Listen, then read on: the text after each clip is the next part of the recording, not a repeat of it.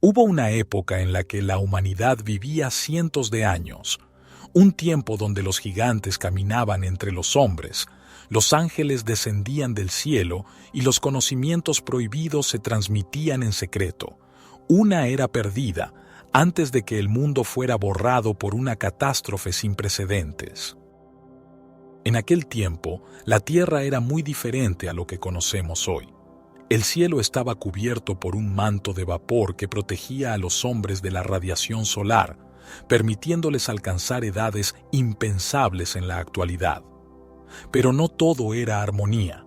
En las sombras, algo oscuro crecía, una corrupción que alcanzó no solo a los hombres, sino que se extendió hasta los mismos cielos.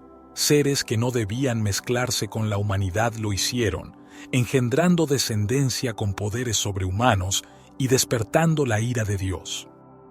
Pero, ¿cómo era realmente ese mundo antes del diluvio? ¿Por qué fue destruido? ¿Qué secretos quedaron enterrados bajo las aguas? Hoy, exploraremos las respuestas en una historia que pocos se atreven a contar. Quédate hasta el final porque lo que descubrirás podría cambiar por completo tu visión del pasado y tal vez del futuro. Si te gustan las historias y reflexiones bíblicas, te invito a suscribirte al canal y así recibir las notificaciones de lo que vayamos publicando. El mundo antes del diluvio era un lugar tan distinto al nuestro que resultaría irreconocible para cualquier persona de hoy. No solo la gente vivía cientos de años, sino que la propia Tierra tenía características que parecen sacadas de un relato fantástico, pero no lo son. La Biblia nos habla de una época en la que los hombres alcanzaban edades que hoy nos parecen imposibles. Adán vivió 930 años, Set 912, Matusalén 969, convirtiéndose en el hombre más longevo registrado en las Escrituras. Noé, el encargado de construir el arca, alcanzó los 950 años. ¿Cómo era posible que vivieran tanto tiempo? Un ambiente único en la historia de la humanidad. Algunos estudiosos creen que el mundo antediluviano estaba protegido por una capa de vapor de agua en la atmósfera. Esta capa creaba un efecto invernadero perfecto, con un clima estable y sin los extremos de calor y frío que conocemos hoy. Además, habría bloqueado gran parte de la radiación solar, ralentizando el proceso de envejecimiento y permitiendo la longevidad humana. Pero hay más. La Tierra tenía una fertilidad extraordinaria. Se cree que las plantas y los árboles crecían en proporciones colosales y que los ríos y mares estaban llenos de vida abundante. Algunos teóricos incluso sugieren que esta era la razón por la que los animales y los propios humanos alcanzaban tamaños gigantescos. ¿Te imaginas un mundo sin desiertos áridos ni glaciares helados? Un mundo donde la brisa templada y los campos verdes se extendían hasta donde alcanzaba la vista. Esa fue la Tierra antes del diluvio.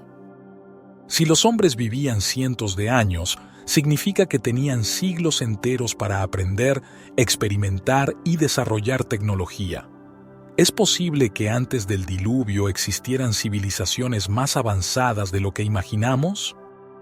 Algunos relatos antiguos, como los textos sumerios y las leyendas de culturas antiguas, sugieren que antes de la gran catástrofe hubo sociedades con conocimientos profundos en astronomía, ingeniería y medicina. En el libro de Enoc, un texto apócrifo, se menciona que los ángeles caídos, conocidos como los vigilantes, enseñaron a los humanos secretos que no debían conocer. El arte de la guerra, la forja de metales y la fabricación de armas, la manipulación de plantas para fines ocultos, la lectura de las estrellas y el poder de la astrología. Estos conocimientos podrían haber llevado a un progreso impresionante, pero también a una gran corrupción. En la Biblia se menciona que toda carne se había corrompido y que la maldad del hombre era tan grande que Dios decidió borrar su creación. Pero aquí surge una pregunta intrigante. Si existió una civilización avanzada antes del diluvio, ¿se perdió para siempre? Algunos investigadores creen que ciertas estructuras megalíticas, como las pirámides de Egipto, las ruinas de Göbekli Tepe en Turquía o los enigmáticos monolitos de Baalbek en el Líbano, podrían ser vestigios de una era perdida, una que fue destruida por el diluvio y cuyos secretos fueron enterrados bajo el agua y el lodo. Otra cuestión fascinante es si, además de los descendientes de Adán y Eva, existieron otras razas de seres humanos antes del diluvio. En la Biblia, en Génesis 6, se menciona que hubo una mezcla entre los hijos de Dios y las hijas de los hombres, dando lugar a una nueva raza. ¿Pero qué significa esto realmente? Algunas interpretaciones sugieren que los hijos de Dios eran los descendientes de Set, el linaje justo, mientras que las hijas de los hombres eran descendientes de Caín, la línea maldita. Sin embargo, otros sostienen una teoría más impactante. Los hijos de Dios eran ángeles caídos que tomaron esposas humanas y engendraron gigantes, conocidos como los Nefilim. La presencia de estos seres habría cambiado completamente el mundo antes del diluvio. No solo eran de gran estatura, sino que también poseían habilidades fuera de lo común.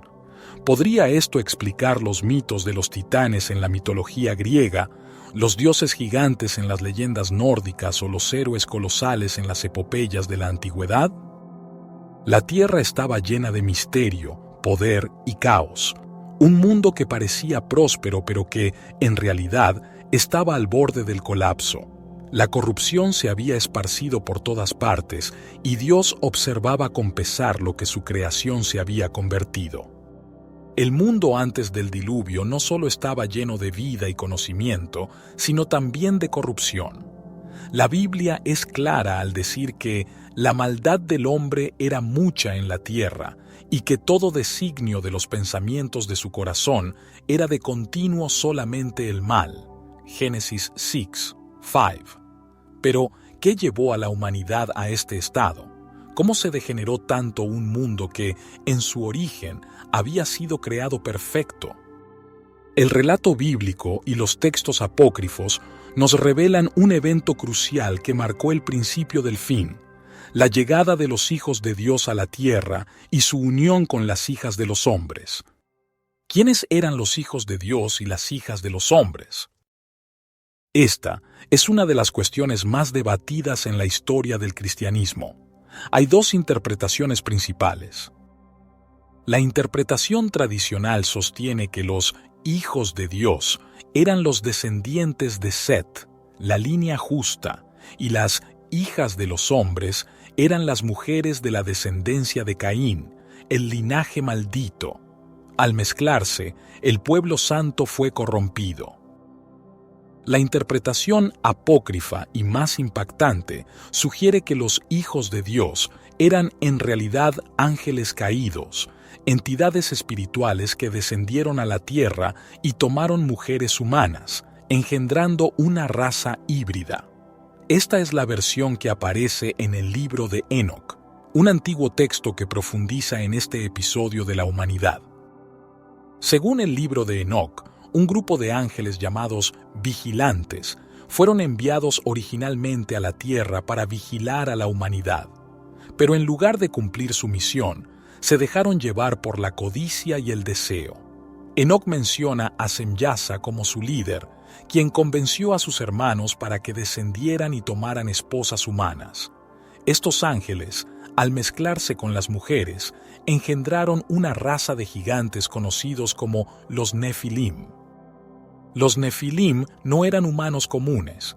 Se describen como seres de gran estatura, fuerza sobrehumana y habilidades extraordinarias.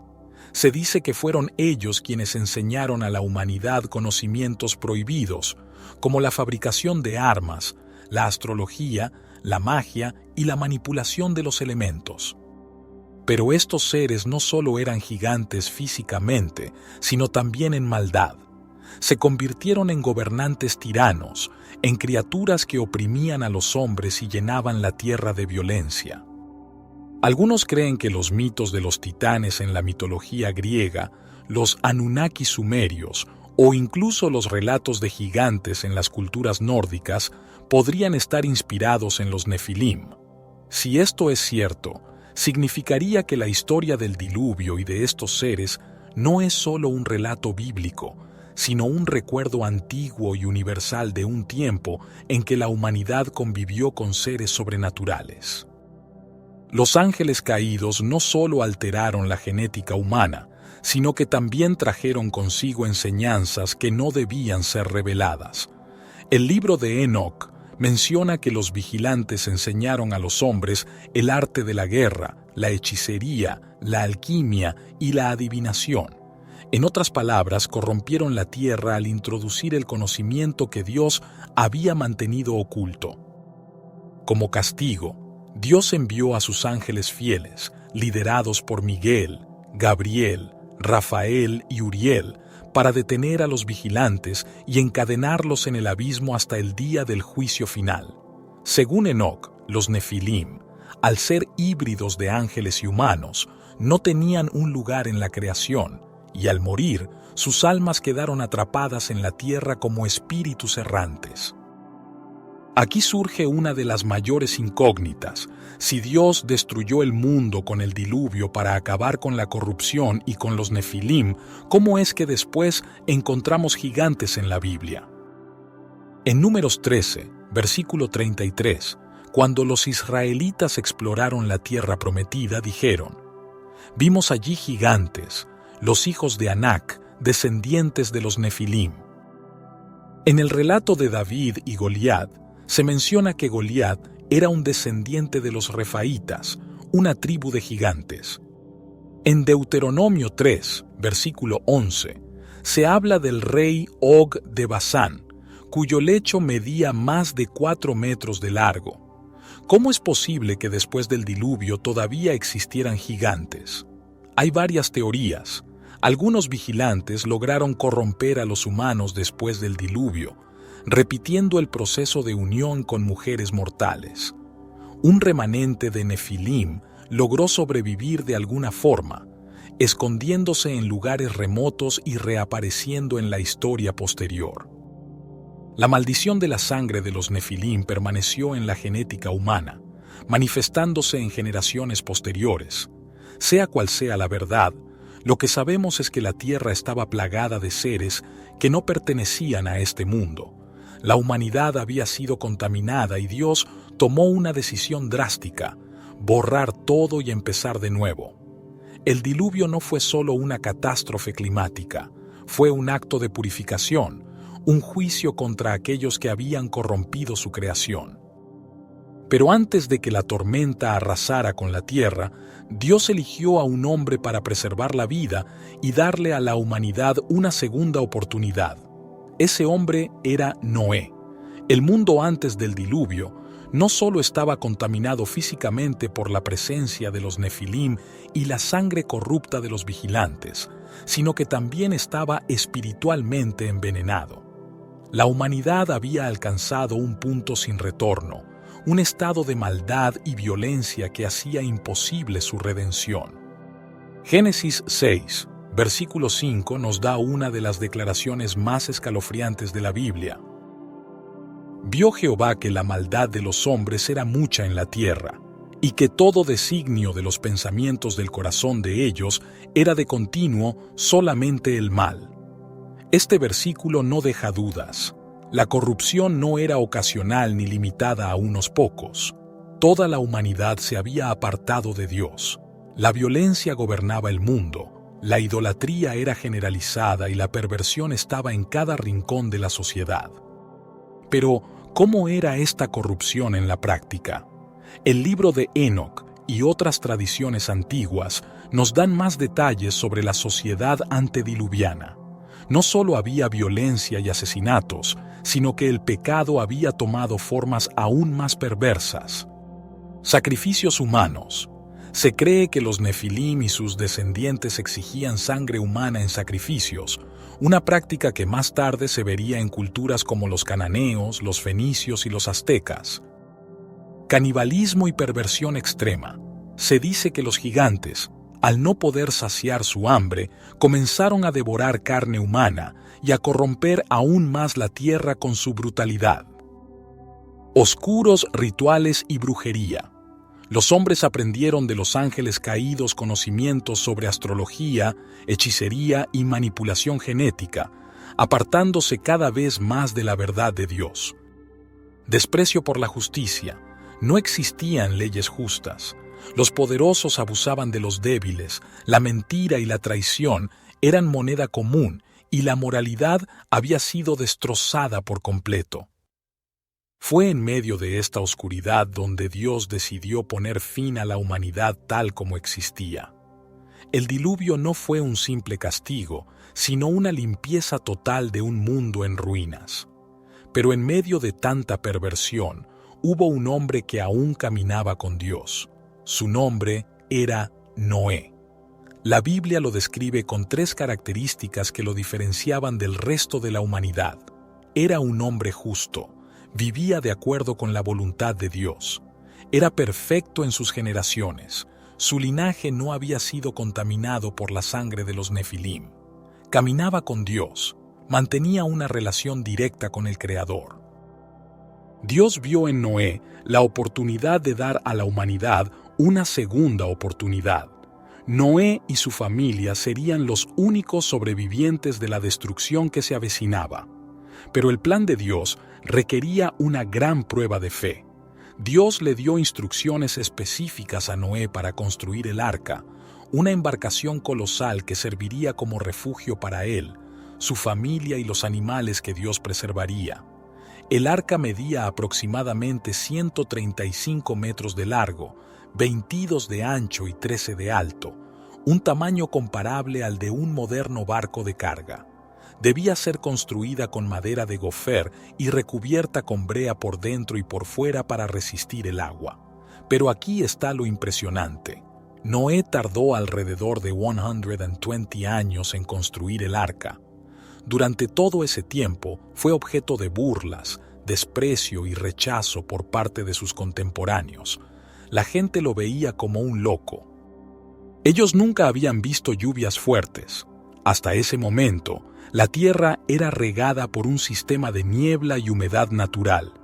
Hablar de una gran tormenta era absurdo para ellos. Y así, mientras Noé construía el arca y predicaba el mensaje de advertencia, el mundo seguía en su camino de corrupción. Dios, en su misericordia, dio una última advertencia. 7 días antes del diluvio, ordenó a Noé que ingresara en el arca junto con su familia y con los animales que debían ser preservados. Aquí hay un detalle importante. Dios mismo cerró la puerta del arca. Cuando la puerta se cerró, el destino de la humanidad quedó sellado. Ya no había vuelta atrás. Y entonces llegó el día del juicio. En el año 600 de la vida de Noé, en el mes segundo, a los 17 días del mes, aquel día fueron rotas todas las fuentes del gran abismo, y las cataratas de los cielos fueron abiertas. Génesis 7, versículo 11. El diluvio no fue una simple tormenta.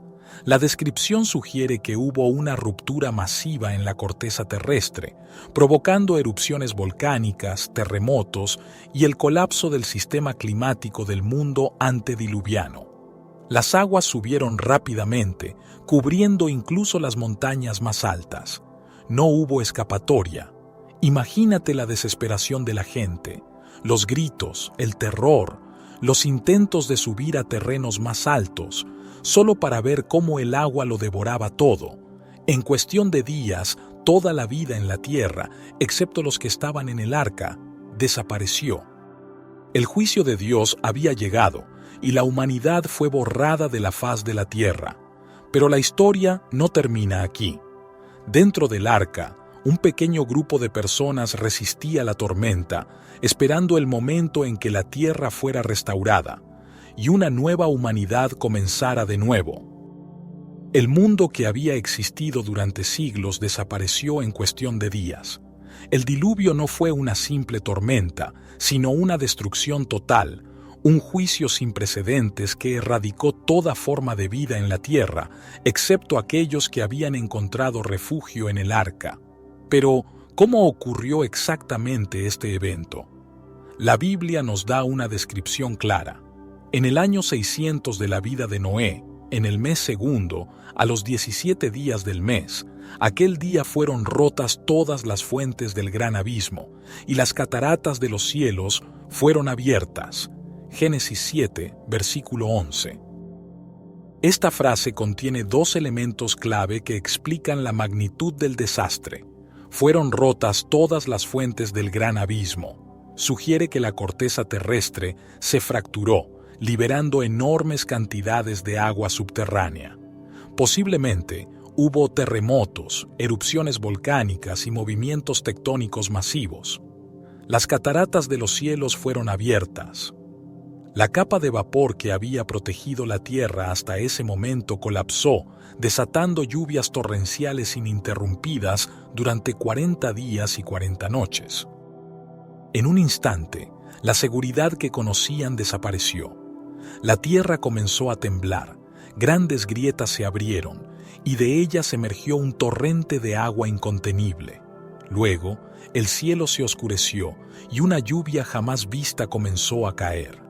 Los ríos y mares se desbordaron, formando gigantescas olas que arrasaban con ciudades y asentamientos, árboles arrancados de raíz, montañas derrumbándose, personas intentando escapar sin saber que no había ningún lugar seguro. La humanidad gritaba por ayuda, pero era demasiado tarde. Los gigantes Nefilim, que habían dominado la tierra con su poder y violencia, se encontraron cara a cara con el juicio de Dios. Su fuerza y estatura no les sirvieron de nada cuando las aguas los cubrieron. Los que intentaron aferrarse a los templos, a las montañas o a cualquier estructura resistente, fueron testigos de cómo todo se desmoronaba. El agua no solo caía del cielo, sino que surgía del mismo suelo, ahogando a todo ser viviente. Y subieron las aguas sobre la tierra, y cubrieron todos los montes altos que había debajo de todo el cielo. 15 codos más altos subieron las aguas, después que fueron cubiertos los montes, y murió toda carne que se movía sobre la tierra. Génesis 7, versículos 19 a 21. Toda la civilización fue erradicada. Los imperios que alguna vez habían gobernado, los templos que se habían construido, las ciudades que habían florecido, todo quedó sumergido bajo el agua, dejando solo silencio y desolación. Mientras el mundo perecía, Noé y su familia estaban a salvo dentro del arca. A diferencia del caos exterior, el interior del arca representaba la seguridad y la protección de Dios. El arca flotaba sobre la superficie de las aguas, resistiendo las enormes olas y las violentas corrientes. Fue un refugio divino en medio de la destrucción. Durante 150 días, las aguas cubrieron la tierra, asegurándose de que nada sobreviviera. La transformación del mundo había comenzado. Cuando las aguas finalmente retrocedieran, el planeta que Noé conocería sería completamente diferente al que había dejado atrás. Algunos investigadores creen que el diluvio no solo destruyó a la humanidad, sino que cambió la geografía de la Tierra para siempre. La fragmentación de continentes. Hay teorías que sugieren que los movimientos tectónicos provocados por el diluvio podrían haber causado la separación de Pangea, el supercontinente original. Formación de montañas y cañones. La enorme presión del agua habría dado forma a las montañas y valles que vemos hoy. Algunos creen que estructuras como el Gran Cañón podrían ser evidencia de la erosión provocada por el diluvio. El congelamiento y la era del hielo. Tras el diluvio, la desaparición de la capa de vapor de agua en la atmósfera habría llevado a un cambio climático drástico, dando origen a la era glacial. Si esto es cierto, significaría que el mundo que conocemos hoy es completamente distinto al que existía antes del diluvio. Después de meses de estar a la deriva, las aguas finalmente comenzaron a descender, y reposó el arca en el mes séptimo, a los 17 días del mes, sobre los montes de Ararat. Génesis 8, versículo 4. El monte Ararat, ubicado en la actual Turquía, es el lugar donde, según la Biblia, el arca finalmente se detuvo. Durante siglos, exploradores y arqueólogos han intentado encontrar restos de la embarcación. Algunos aseguran haber encontrado estructuras de madera petrificada en las laderas del monte, mientras que otros sostienen que las expediciones han sido bloqueadas por razones políticas o militares. ¿Se oculta algo en Ararat? Independientemente de si el arca sigue ahí o no, lo importante es que el diluvio es un evento recordado en casi todas las culturas del mundo. Desde la epopeya de Gilgamesh en la antigua Mesopotamia hasta los relatos aztecas y chinos, la historia de una gran inundación que destruyó a la humanidad aparece en todas partes. Dios prometió que nunca más destruiría el mundo con agua. El arco iris se convirtió en la señal de ese pacto, una promesa de que la humanidad tendría una nueva oportunidad. Pero la Biblia también advierte algo más. Mas, como en los días de Noé, así será la venida del Hijo del Hombre. Mateo 24, 37. Jesús comparó los últimos tiempos con la era de Noé. Esto significa que el mundo volverá a estar tan corrupto y malvado como antes del diluvio. La humanidad repetirá los mismos errores, sin darse cuenta de que el juicio se acerca nuevamente. Esta vez no será con agua, sino con fuego. ¿Estamos viviendo en los días de Noé? Mira a tu alrededor. La violencia, la corrupción, la perversión, el desprecio por Dios, todo está volviendo. La historia se repite. ¿Estás preparado para lo que viene? El mundo quedó en silencio. Durante más de 150 días, la tierra estuvo sumergida bajo las aguas, sin rastro de la civilización que una vez existió. Todos los reinos, ciudades y estructuras fueron arrasados por la furia del juicio divino. Solo el arca permanecía a flote, llevando en su interior la semilla de un nuevo comienzo. Pero la historia no termina aquí. Dios no se olvidó de Noé. Después de 5 meses de total oscuridad, los vientos comenzaron a soplar. El nivel del agua descendió poco a poco y el arca finalmente reposó en lo alto de los montes de Ararat. Dios se acordó de Noé y de todos los animales y de todas las bestias que estaban con él en el arca. E hizo pasar Dios un viento sobre la tierra y disminuyeron las aguas. Génesis 8, versículo 1. A partir de ese momento, comenzó un largo proceso de espera. Noé no podía salir todavía, ya que el mundo seguía cubierto de lodo y escombros. Esperó 40 días antes de enviar un cuervo, el cual voló de un lado a otro sin encontrar descanso. Luego envió una paloma, pero ésta regresó porque no había tierra seca. 7 días después, Noé volvió a soltar la paloma, y esta vez regresó con una hoja de olivo en su pico. Esta pequeña señal era la prueba de que la vida estaba resurgiendo. Dios estaba restaurando la tierra. Finalmente, Noé soltó la paloma una tercera vez y ésta no regresó. Era la señal definitiva. La tierra estaba lista para ser habitada de nuevo. Cuando Noé y su familia salieron del arca, se encontraron con un mundo totalmente cambiado. La tierra ya no era la misma. Después de salir del arca, lo primero que hizo Noé fue levantar un altar y ofrecer un sacrificio a Dios en señal de gratitud. Noé entendía que no había sobrevivido por su fuerza o sabiduría, sino por la misericordia del Creador. Dios recibió con agrado el sacrificio y estableció un pacto eterno con la humanidad. No volveré a maldecir la tierra por causa del hombre, porque el intento del corazón del hombre es malo desde su juventud, ni volveré a destruir todo ser viviente, como he hecho. Génesis 8, versículo 21. Como señal de esta promesa, Dios colocó el arco iris en el cielo. Mi arco he puesto en las nubes, el cual será por señal del pacto entre mí y la tierra. Génesis 9, versículo 13. El arco iris se convirtió en un recordatorio de que Dios nunca más destruiría el mundo con agua, pero también en una señal de su paciencia y misericordia.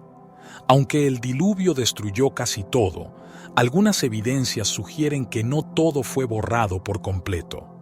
Las enormes estructuras megalíticas que vemos hoy en diversas partes del mundo, como las pirámides, Baalbek en el Líbano y las ruinas de Göbekli Tepe en Turquía, podrían ser vestigios de una civilización perdida anterior al diluvio. Los fósiles de criaturas gigantes han sido encontrados en diversas partes del mundo. Pudieron haber sido los restos de los Nefilim o de los animales colosales de la era antediluviana. Los relatos de inundaciones globales aparecen en casi todas las culturas del mundo. Desde los relatos sumerios hasta las leyendas de los mayas y chinos, la historia de una gran catástrofe universal se repite constantemente. ¿Es posible que la ciencia algún día confirme lo que la Biblia nos ha dicho desde hace milenios? A lo largo de la historia, muchos han intentado encontrar los restos del arca de Noé en el monte Ararat. Algunos exploradores aseguran haber visto estructuras de madera petrificada en las laderas del monte, pero las expediciones han sido bloqueadas por motivos políticos y militares. Si el arca sigue ahí, ¿por qué las autoridades no permiten investigarlo a fondo? Independientemente de si la embarcación aún existe o no, el verdadero mensaje es claro. Dios juzgó el mundo una vez y volverá a hacerlo.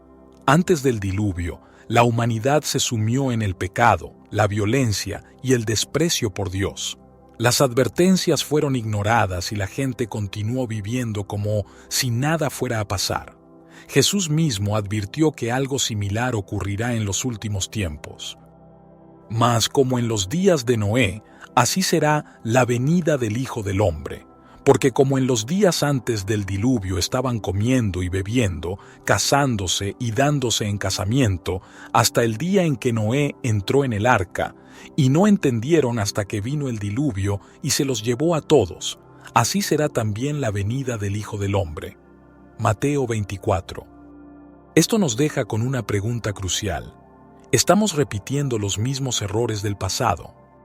Hoy vemos violencia, corrupción, inmoralidad y un mundo que ha dado la espalda a Dios. El juicio volverá a llegar, pero esta vez no será con agua, sino con fuego. La historia de Noé es más que un relato del pasado, es una advertencia para nuestro tiempo. Si esta historia te ha impactado, déjanos tu opinión en los comentarios. ¿Crees que estamos en los tiempos de Noé? ¿Cuál es tu interpretación de esta historia? No olvides suscribirte al canal, activar la campana y dejar un me gusta para que este contenido siga llegando a más personas. Juntos podemos explorar más misterios de la Biblia y aprender de sus enseñanzas. Bendiciones.